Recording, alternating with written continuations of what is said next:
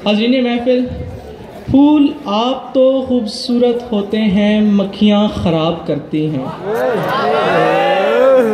फूल आप तो खूबसूरत होते हैं, मक्खियाँ ख़राब करती हैं। लड़के खुद तो ख़राब नहीं होते, लड़कियाँ ख़राब करती हैं।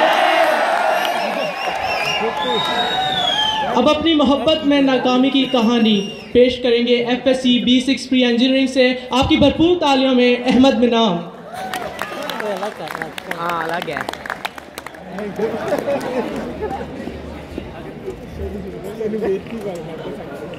बिस्मिल्लाहिर्रहमानिर्रहीम। सबसे पहले मैं अपने प्रिंसिपल और चीफ गेस्ट का नहायत शुक्रगुजार हूँ कि उन्होंने अपने मसरूफियत में से कुछ वक्त निकाला। एक मज़ाहिया तकरीर आपको पेश करूँगा। मेरी तकरीर का उन्वान है हिला के रख दिया।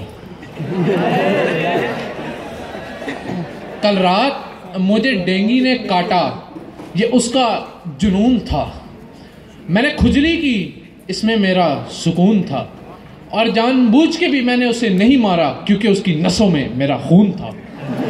और अम्मा उसकी भैंगी कानी, अब्बा उसका गूंगा था। मैं जिसे रानी समझता था वो तो राना टूंगा था। और इस आशिकी ने मुजरिम बना के रख दिया, पुलिस के हत्थे चढ़ा के रख दिया। उन्होंने पेंट में छोड़े चूहे और पांचे किए बंद और फिर हिला के रख दिया। तो मेरे मोनालिसा जैसे हसीन भाइयों, मेरी आज की तकरीर परवीन के नाम। जनाबे सदर, परवीन मेरे सुतेले चचा के सगे भाई की तीसरी बीवी के चौथे शौहर की 13वीं बच्ची थी, इसलिए नहीं पता लगा कि किस तरह बच्ची थी। जरा गौर फरमाइए, ये उन दिनों की बात है जब हम थे उन पे नजरें जमाए, दांतों में उंगली दबाए, आंखों पे चश्मा सजाए, और वो जो सुपीरियर कॉलेज में आए तो आए हाय हाय। मैंने उन्हें देखा, उन्होंने दूसरी तरफ देखा। मैं जो मुस्कुराया, उन्होंने मुंह बनाया। लेकिन जब मैं खिलखिलाया तो टिक टिक का पान मसाला दोनों ही नहीं खाया। बड़ा ही मजा आया। और उसने मारा गोला, होने वाला था कोई रोला। लड़की थी या गोरमे कोला, हाय मेरे मोला हाय मेरे मोला।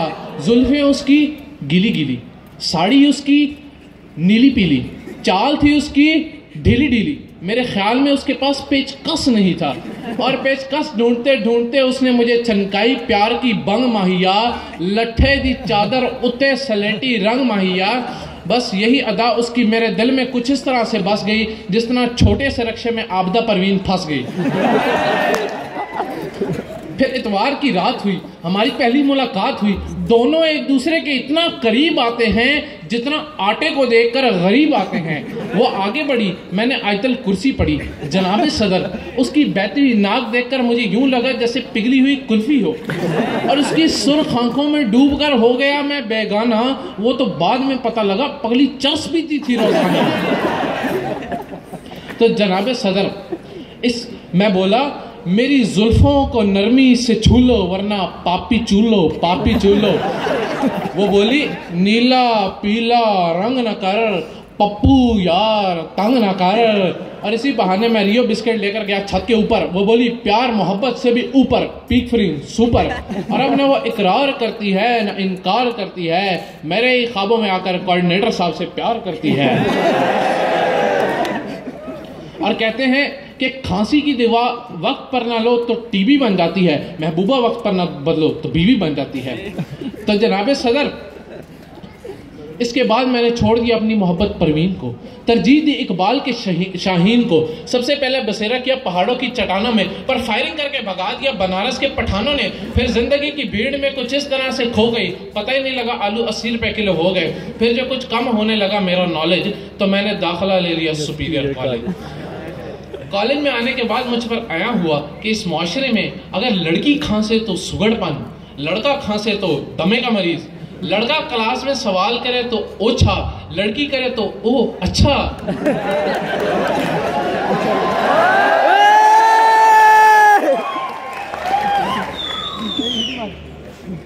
लड़की जुल्फे लहरा कर आए तो शिल्पा सेठी, हम जल भी लगाए तो नजम सेठी। लड़की कैट वॉक करे तो हक, हम करें तो मतान की भी शक। तो जनाबे सदर, मैं बरसों नहीं, महीनों नहीं, हफ्तों नहीं, कल नहीं, बल्कि आज ही की बात करता हूं। आज भी लड़कियों को लड़कों से पहले कॉलेज में आने दिया। क्या ये खुला तजाद नहीं? तो जनाबे सदर, इस वाक़े के बाद मैं घर गया और मास्टर के मोल्टी फॉर्म पे सो गया। सुबह मेरे नाम एक ख़त भिजवाया गया था, मुझे झक मारने बुलवाया गया था। वहाँ बैठा किसी का प्यू था और मेरा इंटरव्यू था। मेरे से पहला सवाल, आप अहमद हैं? मैंने कहा नहीं, करीना कपूर। मेरे से दूसरा सवाल, आप न्यूज़ चैनल देखते वक्त डर क्यों जाते हैं? मैं बोला इसलिए कि एक्सप्रेस न्यूज़ वाले ये कहकर सबको डराते हैं कि जो सब छुपाते हैं वो हम दिखाते हैं। मेरे से चौथा सवाल, शादी में लड़की को घूंघट में क्यों रखते हैं? मैं बोला इसलिए कि देखकर कोई ये ना कह दे ओह ये तो मेरी वाली थी। जनाबे सदर, वो सारा का सारा अमला मेरी बातों से हो गया कमला। अजीब था उनका रिएक्शन, मेरी हो गई रिजेक्शन। और रिजेक्शन होने के बाद मैंने अपने हक में आवाज़ बुलंद करना चाहिए तो उनके सिपाहियों ने मुझे इतना मारा जितना इन दो हाथों से मारा जा सकता है।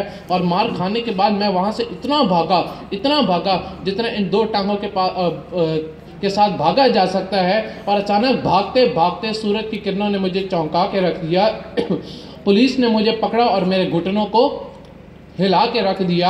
और जेल जाने के बाद उससे रिश्ता ना होने की वजह उसका अब्बा था। सब हैरान थे, उसने ऐसा अब्बा कहाँ से लब्बा था। और उसके नाना ने भी ये कहकर अपना रिश्ता उससे तोड़ दिया कि मूंगफली में दाना नहीं, हम तुम्हारे नाना नहीं।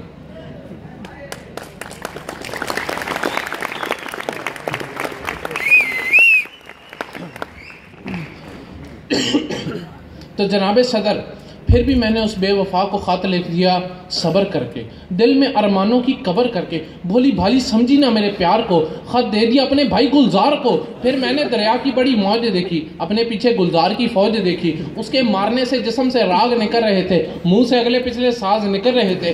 लोगों ने कहा इस पर अजाब आया है, मैं बोला खत का जवाब आया है।